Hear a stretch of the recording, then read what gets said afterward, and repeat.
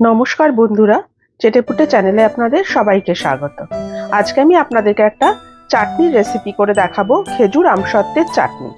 এটা একদম বিয়েবাড়ির স্টাইলের এই চাটনিটা হবে। এটা করে আপনারা কিন্তু অনেকদিন ফ্রিজে স্টোর করে রাখতে পারবেন।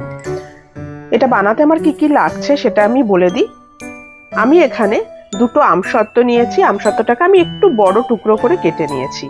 এখানে রয়েছে 1 টেবিল চামচ কাজু বাদাম, 1 টেবিল চামচ কিশমিশ। এটা আপনারা আপনাদের পছন্দ অনুসারে বাড়াতে কমাতে পারেন। আর এখানে রয়েছে প্রায় 100 গ্রাম মতো খেজুর, আর রয়েছে এখানে 1 কাপ চিনি। এছাড়া একটা পাতিলেবু আমি নিয়েছি, এটা আমি লাস্টে একদম দেব। ব্যাস, এতেই আমার চাটনিটা হয়ে যাবে। তাহলে চলুন এবারে রান্নাটা শুরু করছি। দেখুন, আমি হিটে একটা কড়াই বসিয়ে দিয়েছি। প্রথমে আমি কড়াইটার মধ্যে দিয়ে দিচ্ছি চিনিটা। এবারে আমি এখানে 1 কাপ পরিমাণ চিনি দিয়েছি, আমি এই 1.5 কাপ মতো জল দিয়ে দিচ্ছি।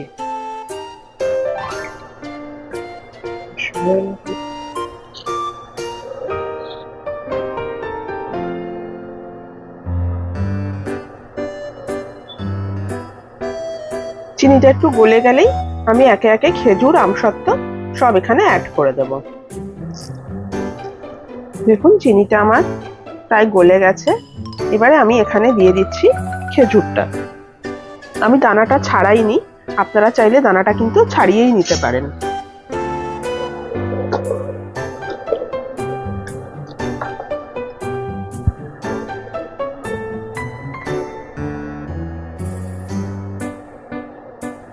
এবার আমি দিয়ে দিচ্ছি কাজু বাদাম, কিশমিশ।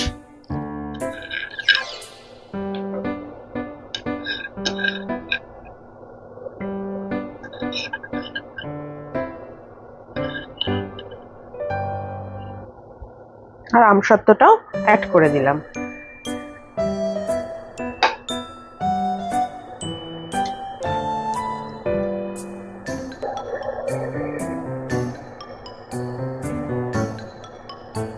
ভালো করে একটু মিশিয়ে নিচ্ছি। 1/4 টিস্পুন মতো লবণ দিয়ে দিচ্ছি আমি।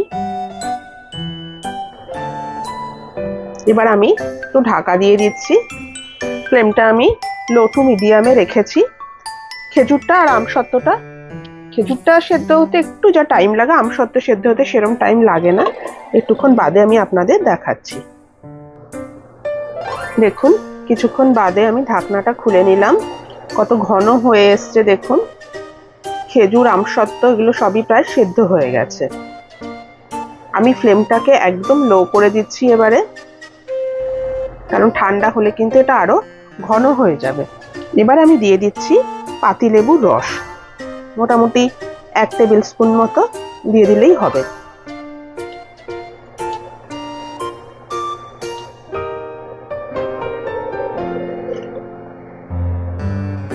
ফ্লেমটা আমি এবার অফ করে দিচ্ছি। এবার আমি দিয়ে দিচ্ছি একটা ভাজা মশলা, যেটা আমি করেছি 1 টেবিল চামচ জিরে আর 1 টেবিল চামচ মৌরি একসাথে শুকনো খোলায় আমি ভেজে নিয়েছিলাম। তারপর সেটাকে আমি গুঁড়ো করে নিয়েছি। সেটা আমি দিয়ে দিচ্ছি এখানে 1/2 টিস্পুন মতো। ব্যাস, এটা আমার একদম রেডি।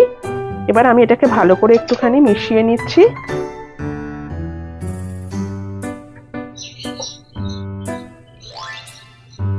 এবার আমি ঢাকা দিয়ে দিচ্ছি। কিছুক্ষণ স্ট্যান্ডিং টাইমে রেখে আমি এটা আপনাদেরকে সার্ভ করে দেখাচ্ছি।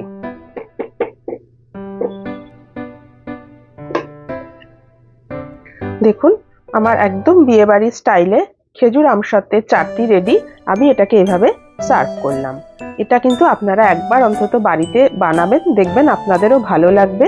বানিয়ে কিন্তু আপনারা ফ্রিজে স্টোর করেও রাখতে পারেন, আর এটা অনেক দিন অবধি ঠিক থাকে। আর দেখলেন তো কত তাড়াতাড়ি এটা বানানো হয়ে যায়। আমার এই ভিডিওটা যদি আপনাদের পছন্দ হয়ে থাকে, তাহলে লাইক করে কিন্তু অবশ্যই আমার পাশে থাকবেন, আর আমার চ্যানেলটিকে অবশ্যই একটা সাবস্ক্রাইব করবেন।